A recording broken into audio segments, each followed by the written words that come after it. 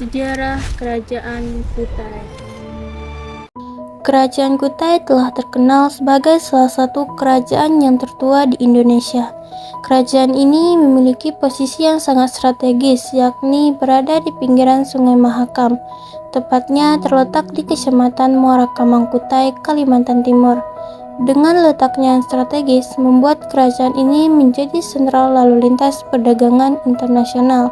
Dari perkembangan ini, mulai lahirlah budaya dan kebiasaan baru dari rakyat Kutai karena terciptanya akulturasi dari para pedagang luar negeri.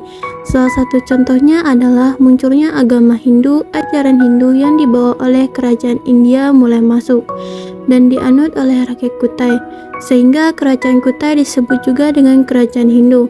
Banyak kerajaan besar seperti India dan Cina memanfaatkannya untuk saling meraup keuntungan dengan berdagang di wilayah ini. Kerajaan Kutai juga sangat berterima kasih kepada mereka karena dengan adanya lalu lintas perdagangan membuat kerajaan ini menjadi berkembang dengan sangat pesat. Perkembangan Kerajaan Kutai. Kerajaan Kutai diperintah oleh 3 orang raja yang membawa perubahan besar pada perkembangan kerajaan, yaitu Raja Kudungga, Raja Asowarman, dan Raja Mulawarman.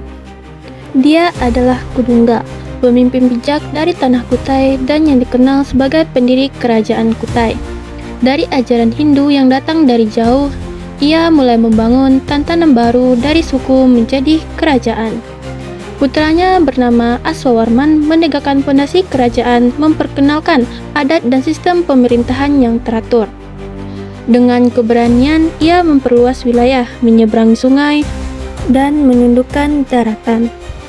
Rakyat bersukacita menyambut era baru Kutai yang penuh harapan dan kemakmuran. Akhirnya muncullah sang pewaris tahta, yaitu Mulawarman. Dalam kepemimpinannya, Kutai mengalami masa kejayaan. Keadilan ditegakkan, rakyat hidup tentram, dan berbagai macam kejayaan mengalami pada masa pemerintahannya. Dalam kepemimpinannya, tanah Kutai subur. Keadilan ditegakkan, rakyat hidup tentram. Pada masa ini, perdagangan berkembang pesat, tanah Kutai subur, sawah-sawah melimpah, rakyat bekerja dengan damai. Raja Mulawarman juga memuja para dewa. Raja Mulawarman juga dikenal dengan raja sangat dermawan. Ia memberikan 20 ekor sapi sebagai persembahan sucinya, tanda kemurahan hati dan kedermawanannya pada Brahmanan. Ketiga raja ini terbentuk dan ditulis di Prasasti Upa, yaitu di dalamnya ada nama Kudungga, Asawarman, dan Mulawarman, yang membawa banyak perubahan besar yang ada di kerajaan Kutai dan memberikan perubahan-perubahan yang membawa kerajaan Kutai ke masa-masa yang penuh dengan masa kejayaan.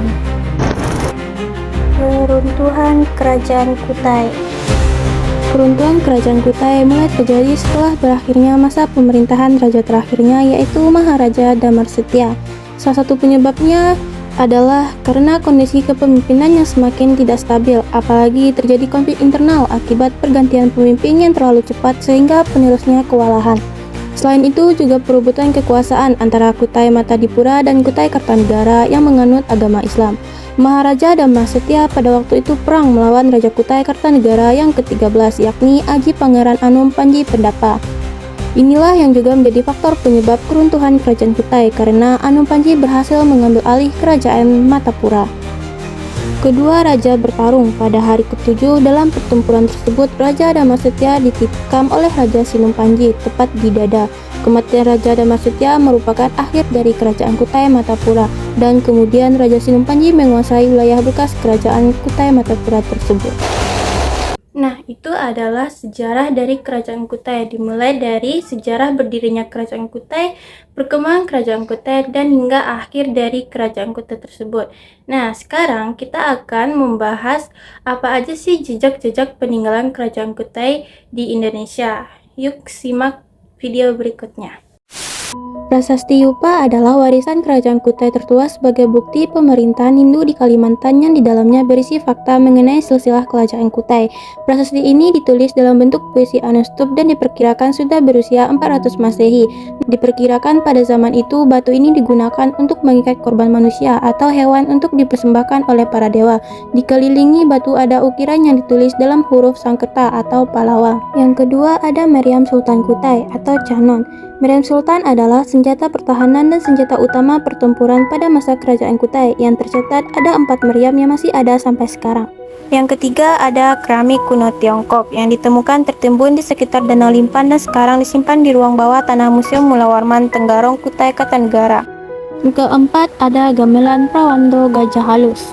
Yang kelima ada ketopong sultan, yaitu sejenis mahkota raja yang dipakai oleh raja di kerajaan Kutai, ditemukan sekitar tahun 1890. Keenam ada kalung ciwa. Kalung ciwa ini ditemukan pada saat kepemimpinan Sultan Haji Muhammad Sulaiman tahun 1890 Masehi di sekitar Danau Lipan, Muharakama. Yang ketujuh kalung uncal. Kalung ini berasal dari India dan dikenal dengan nama uncele. Dalam sejarah, kalung uncal ini digunakan sebagai simbol penobatan raja dan aksesoris kebesaran kerajaan Kutai. Kedelapan, kura-kura emas yang memiliki ukuran setengah kepalanya tangan yang ditemukan di daerah Long Lalang di hulu Sungai Mahakam. Selanjutnya, keris bukit. Keris bukit ini adalah salah satu senjata pusaka yang digunakan oleh Permaisuri Aji Putri Karang Melenu, istri dari Raja Kutai Kartanegara pertama. Terakhir adalah pedang sultan. Pedang sultan Kutai terbuat dari emas yang padat. Di bagian gagangnya terdapat ukiran bermotif seekor binatang harimau yang terlihat akan menekam musuhnya. Nah, itu adalah jejak-jejak peninggalan dari kerajaan Kutai yang ada di Indonesia.